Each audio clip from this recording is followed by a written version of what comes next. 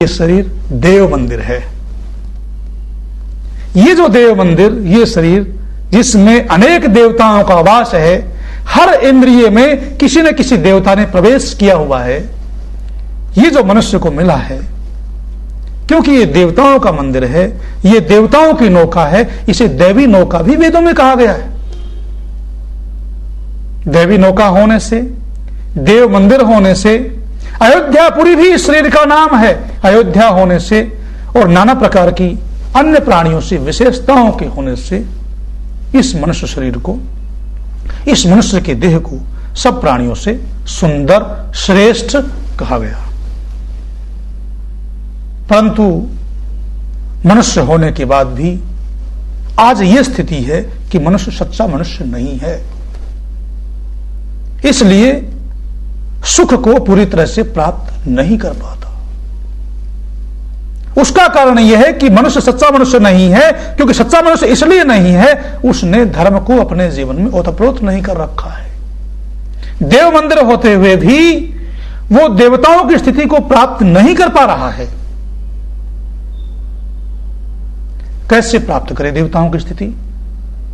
मनुष्य कैसे मनुष्य बने? मनुष्य को मनुष्य बनाने की योजना वैदिक ऋषियों की योजना है। मनुष्य को मनुष्य बनाने की योजना वेद की योजना है। ऋग्वेद में 10वें मंडल में मंत्र आता है। इस मंत्र का मोटा मोटा अर्थ है,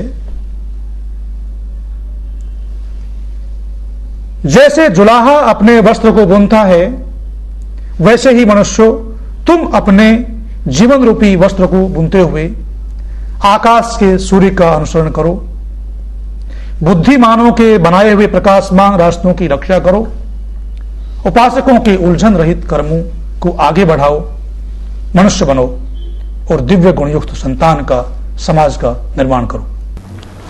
यह मंत्र वेद की मानव निर्माण योजना को प्रस्तुत करता है।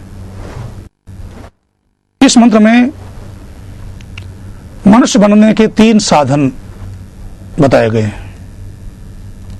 उपदेश दिया गया है मनुष्य बनने का और मनुष्य बनकर के दिव्य गुणयुक्त संतान को पैदा करने का,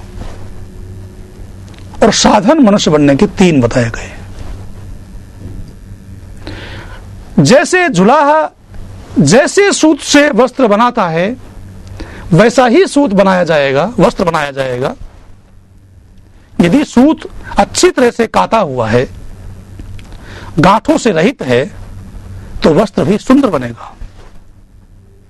यदि सूत गांठों से युक्त है, तो वस्त्र भी अच्छा नहीं बनेगा, वस्त्र का सौंदर्य नष्ट होगा। ऐसे ही मनुष्य भी अपने जीवन में अच्छे कर्मों को करते हुए अपने जीवन रूपी वस्त्र का निर्माण करे, क्योंकि मनुष्य जो भी कर्म करता है, उन कर्मों का सूक्ष्म प्रभाव उसके मस्तिष्क पर पड़ता है। उन सूक्ष्म प्रभावों को ही संस्कार कहा जाता है। इन संस्कारों और प्रवृत्तियों के वशीभूत होकर के ही मनुष्य निरंतर कर्म करता रहता है। ये वेद मंत्र कहता है कि अच्छे संस्कारों को, अच्छी प्रवृत्तियों को अपने जीवन में धारण करते हुए तुम अपने जीवन रूपी वस्त्र का निर्माण करो, और ये सब करते हुए सूर्य का अनुसरण करो। सूर्य का अनुसरण करने का मतलब है सूर्य के गुणों को अपने जीवन में धारण करो। सूर्य का गुण है, सूर्य उदय होने के पश्चात निरंतर ऊपर को उठता है। मनुष्य भी अपने जीवन में निरंतर उन्नति करे। उद्यानम ते पुरुषा नावयानम। मनुष्य, तेरा जीवन उन्नति करने के लिए है, ऊपर उठने के लिए है, पतन के लिए नहीं है। दूसरा गुण सूर्य का है, जैसे सूर्य स्वयं प्रकाशित होकर के दूसरों को प्रकाशित करता है, सारे संसार को प्रकाशित करता है, ऐसे ही मनुष्य भी सूर्य से प्रेरणा लेकर के स्वयं ज्ञानवान बने और दूसरों को उस ज्ञान से प्रकाशित करे। जो स्वयं ज्ञानवान है, जिसने स्वयं अपने जीवन में ज्ञान को धारण किया है, वही मनुष्य दूसरों को ज्ञान से प्रकाशित कर सकता है। जो स्वयं धन से युक्त है, जिसने स्वयं धन कमाया है, वही दूसरों को धन के द्वारा सहयोग कर सकता है। दान दे सकता है। तीसरा गुण है सूर्य का, जीवन के उतार चढ़ावों से घबराओ मत। जीवन में उतार चढ़ाव आते रहते हैं। जीवन में जहां सुख होता है वहां दुख भी होता है। जीवन में जहां मान होता है वहां अपमान भी होता है।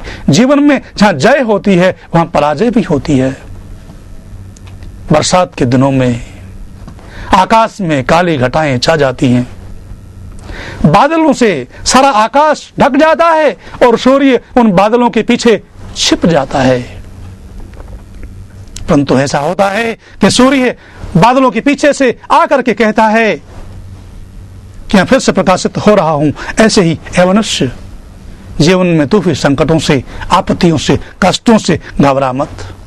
संकट, आपत्तियां, कष्ट जैसे आते हैं वैसे ही चले भी जाते हैं। हमारे यहाँ भारत देश के कर्मकांड के क्षेत्र में बहुत अच्छी अच्छी परंपराएं हैं। हमारे यहाँ किसी भी कर्मकांड के आरंभ में तिलक लगाया जाता है।